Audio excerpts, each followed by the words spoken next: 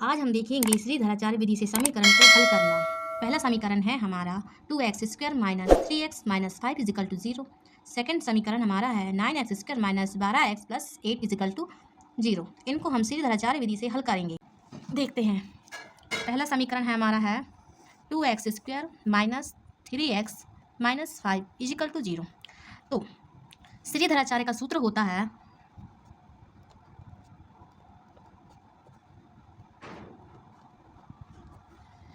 हम इसको श्रीधराचार्य के सूत्र से हल करने वाले हैं।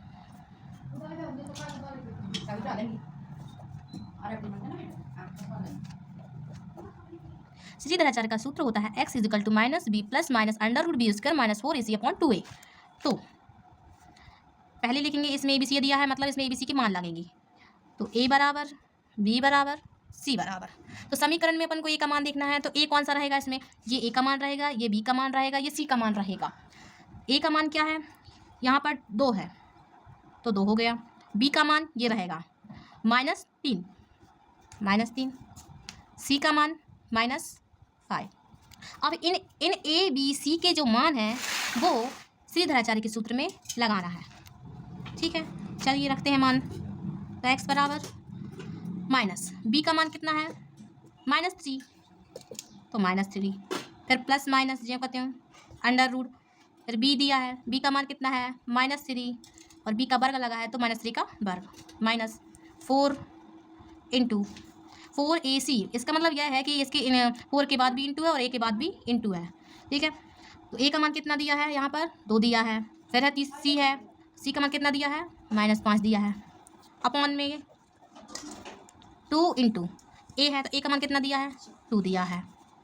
फिर तो माइनस और माइनस का गुणा होगा तो कितना आएगा? प्लस आएगा, तो यहाँ पर आ जाएगा +3 प्लस माइनस अंडर रूट, यहाँ पर है -3 की पावर 2, मतलब -3 इंटू -3 इनका गुणा होगा। पहले संख्या का गुणा कर लो, कितना होगा? 3 3 का 9, फिर माइनस माइनस का गुणा करो तो माइनस माइनस क्या होता है? प्लस, मतलब प्लस का 9, तो यहाँ आ जाएगा 9। ठीक है, अब यहाँ पर इन तीनों का गुणा होगा तो करो, 4 दूनी 8, 8 पंचे 40, कितना आएगा यहाँ पर? 40, और माइनस माइनस क्या हो जाएगा? प्लस, फिर बटे इन दोनों का गुणा करो, 2 दूनी 4। ठीक है, 3 प्लस माइनस इनको जोड़ा कितना आया? 4 9 अपॉन में 4। तो अब ये वर्गमूल के अंदर जो 4 9 मतलब 49 है, इसका वर्गमूल कितना होगा? यहाँ देखते हैं, जैसे ये करनी में 49 है तो इसका मतलब 49 मतलब 7 इंटू 7, मतलब 7 का 7 में गुणा करेंगे तो कितना आएगा? 49, मतलब 49 का वर्गमूल कितना, वर्ग कितना निकला अपना? 7। तो लिख लेते हैं यहाँ पर 3 plus minus under root 7 into 7 upon में 4, x equal to 3 plus minus, अब ये दो मतलब वर्ग, ये करनी में 2 2 के जोड़े बनते हैं, तो यहाँ से 7 कितने हैं? 2 हैं, तो 2 7 में से अपन एक साथ बाहर ले लेंगे, तो करनी के बाहर आ जाएगा बटे में 4। फिर अब ये प्लस लगा है और जो माइनस लगा है, तो एक बार अपन इसको प्लस में लिख लेंगे, एक बार माइनस में लिख लेंगे। तो x बराबर 3 प्लस 7 बटे में 4, फिर 3 माइनस 7 बटे में 4, प्लस लगा है मतलब ये जोड़ेंगे, कितना हुआ? 7 8 10 बटे में 4, यहाँ कितना आएगा? -4 अपॉन 4। तो ये कट जाएंगे, 2 दूनी 4, 2 पंचे 10, 4 एकम 4, 4 एकम 4। एक x का मान कितना आएगा? 5 बटे 2 और 1 -1। तो ये हमारी श्रीधराचार्य की विधि है, ये हमारा आंसर है। चलिए अब नेक्स्ट क्वेश्चन देखते हैं, सेकंड वाला। तो जैसे इस वाले समीकरण को श्रीधराचार्य विधि से हल किया है, वैसे इस वाले समीकरण को भी हल करना है। चलिए इसका हल देखते हैं।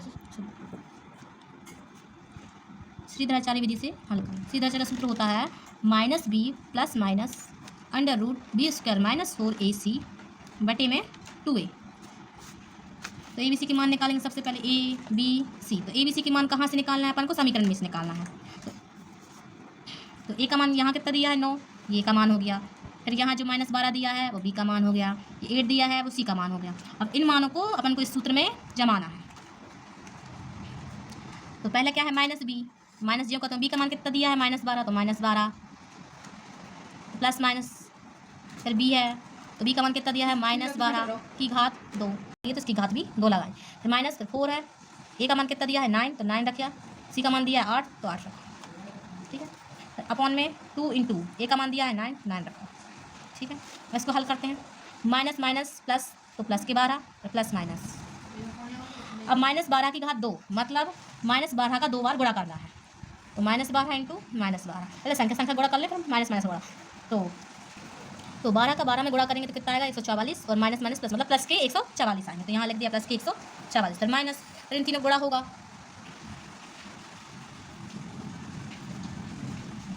इन तीनों को गुणा करने पे आया है 288 बटे में 18, फिर 12 प्लस माइनस, इन दोनों को घटाओ, कितना आएगा, कितना आया 144, इन दोनों को माइनस करने को, वही माइनस के 144, क्योंकि बड़ी संख्या के सामने माइनस का चिन्ह है। फिर 18। तो देखिए अंडर रूट में कितना आया -144, यहाँ कितना आया माइनस, जो कि एक ऋणात्मक मान है। ठीक है, ये किसकी जगह आया, विविक्त कर का सूत्र क्या होता है b² - 4ac, तो ये b² - 4ac क्या होता है, विविक्त कर, जिसका मान कितना आया है 144, वो भी माइनस में आया है, तो मतलब इसके वास्तविक मान प्राप्त नहीं होंगे, इसके काल्पनिक मान प्राप्त होंगे। ठीक है, देखिए x जो कहते हैं 12 प्लस माइनस अंडर रूट, इसको ऐसा लिख सकते हैं 144 इंटू -1। ठीक है, अपॉन में कितना 18, x = 12 प्लस माइनस, इसके गुणनखंड निकाले, कितना आया, बाहर का निकल गया 12, अंडर रूट में कितना बचा -1 बटे में 18, फिर 12 प्लस माइनस 12।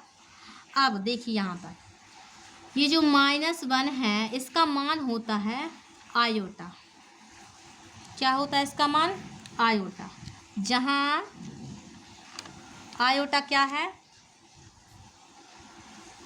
काल्पनिक इकाई है, जिसका मान क्या होता है i = -1। तो इस अंडर रूट -1 की जगह अपन i लिख सकते हैं। ठीक है, तो x = कितना आया 12 प्लस माइनस 12 i बटे में 18। ठीक है,